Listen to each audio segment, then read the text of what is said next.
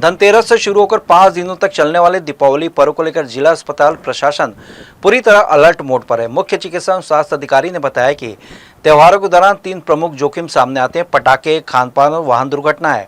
इन सभी संभावित परिस्थितियों से निपटने के लिए अस्पताल में विशेष तैयारियां की गई हैं।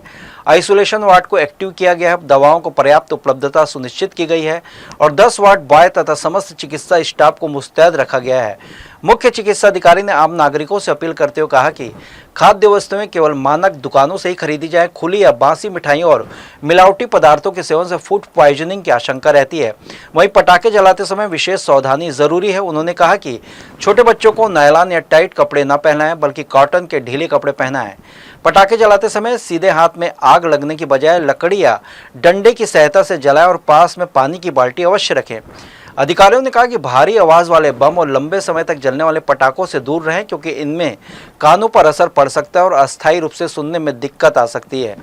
धुएं से आंखों में जलन या स्किन एलर्जी जैसी दिक्कतें भी संभव हैं। ऐसे में आंख या त्वचा में समस्या आने पर तुरंत नजदीकी स्वास्थ्य केंद्रों से संपर्क करें।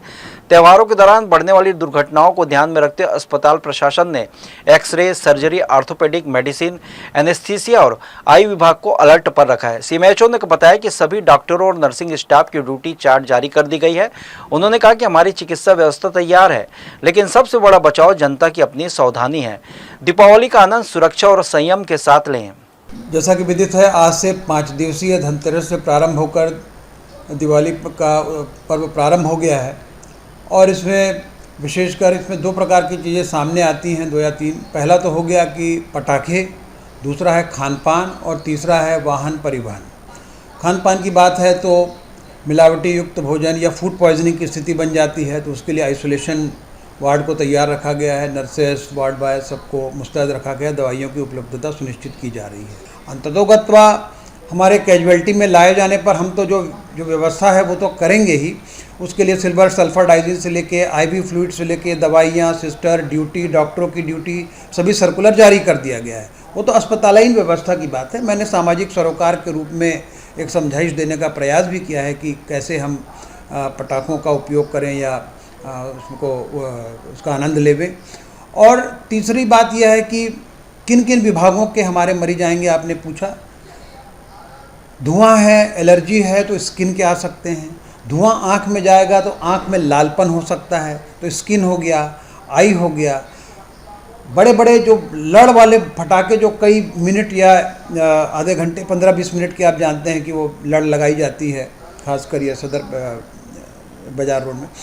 तो ऐसे में कान में कुछ समय के लिए सुनाई देना बंद हो जाता है। कुछ समय के बाद वही गूंजता रहता है या चक्कर आने लगता है। तो ये कान का समस्याएं इसमें होती हैं। तीसरा, जैसा बताया, खान पान की समस्याएं, फूड पॉइजनिंग हो सकती है अगर मानक प्रतिष्ठानों से भोज्य पदार्थ या मिठाइयाँ इत्यादि न किए गए हों। और इसके बाद है कि कुछ युवा वर्ग अति उत्साह में ज़ोर से गाड़ी चलाना, रोड रेज, आपस में कंपटीशन करना, तेज़ी से चलना, कट मारना, उसके कारण या वाद की स्थिति में लड़ाई झगड़ा हो जाना। तो इस प्रकार हम वर्गीकृत करके उसके हिसाब से तैयारी करते हैं कि कौन कौन विभागों को सजग रखना है। तो जैसे ये होगा तो उसके लिए एक्सरे होगा या तो सर्जरी होगा या ऑर्थोपेडिक्स होगा चोट लगने की स्थिति में। तो मेडिसिन, आई, ENT, स्किन, सर्जरी, ऑर्थो, और ये सब होगा तो एनेस्थीसिया देना पड़ेगा। तो उनको, तो विभागों को उस हिसाब से संयोजित करके हमने उनको अलर्ट मोड पे रखा है।